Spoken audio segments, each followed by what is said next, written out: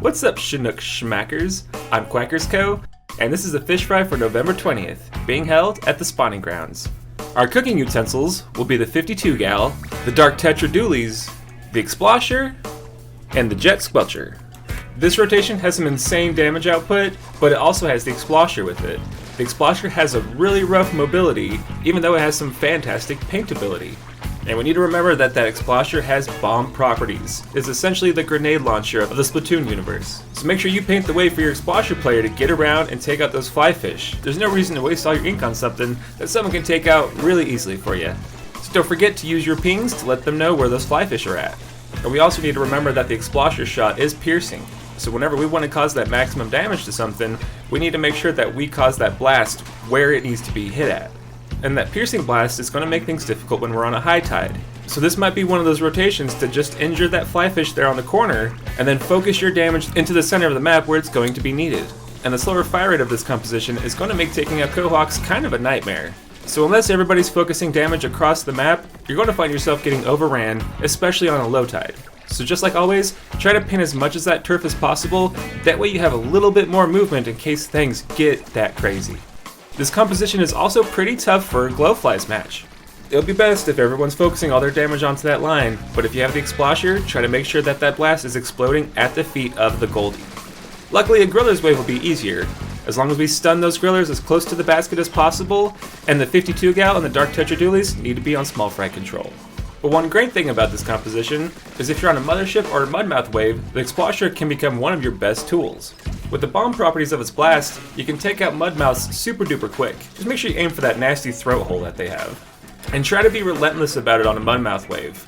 The more Mudmouths that you can take out, the less lessers that we have to deal with. There'll be so many golden eggs your teammates won't know what to do with them. On a Mothership, we have some really good range on this composition. But if you position yourself just right, you can get the blast of the Explosher to land on top of the Mothership, both causing damage and splitting Chinooks as they're spawning.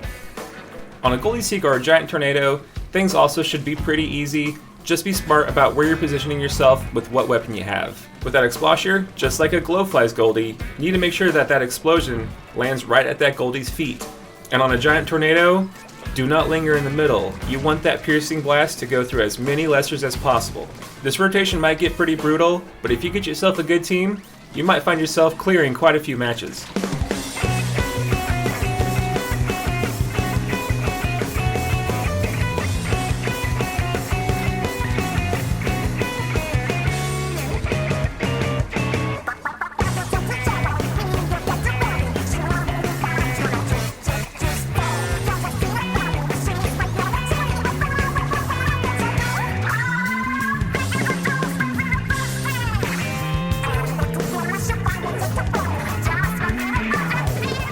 Alright, let's get into the cookware. Our first cooking utensil is the 52 gal. The 52 gal has some pretty good damage and range to it. The problem is that it has a slow fire rate. So with that said, always keep a little bit of distance and use the mobility that you have with this weapon.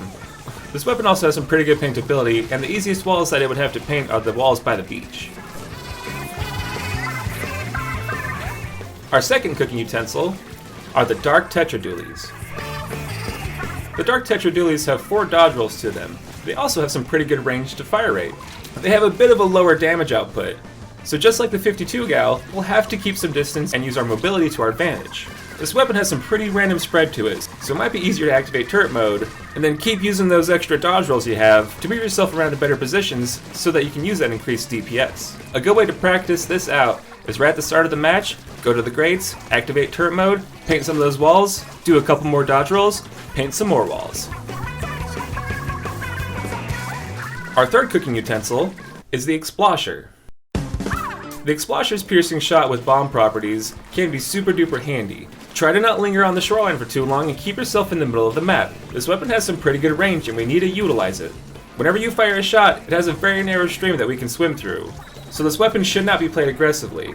Always look for those moments where you can cause extreme damage to lessers and take out those fly fish.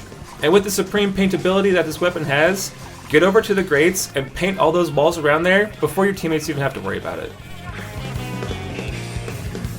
Our last cooking utensil is the jet Squelcher. The jet Squelcher is one of the best support weapons we can use in Salmon Run. This weapon has such great range and mobility, but we should not utilize the mobility of this weapon. We need to utilize the range of it. The Jet Squelcher can easily take out fish sticks and stingers before they become a nuisance to people. Just keep in mind, no matter what weapon is getting down to that shoreline, you always want to give yourself an exit strategy. Our damage output is just low enough that things are going to get overran and we need to prepare ourselves for it. The Jet Squelcher can easily paint all of the walls by the docks way easier than any other weapon in this composition. On an extra wave, we do have some pretty decent damage output. It just comes at such a slow fire rate. So to splat the Kozuna on this one, we may need all damage focused on him and across the map. Just make sure that if you have the Explosher, you keep your eye out for flyfish and take them out before they're a nuisance. And always look for that moment right at the start of the extra wave, where you can activate your special to not just cause damage to the Kozuna, but to also take out some bosses, spawning some golden eggs early on in the wave.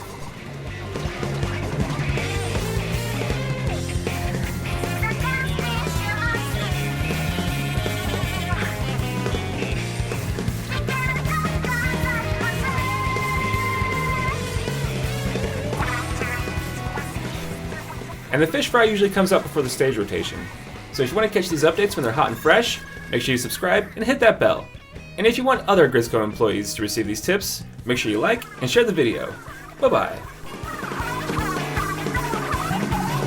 And if you want to give the fish fry an algorithm boost, just post in the comments what your favorite or least favorite weapon is of this rotation. For me, my favorite weapon is definitely going to be the Explosher.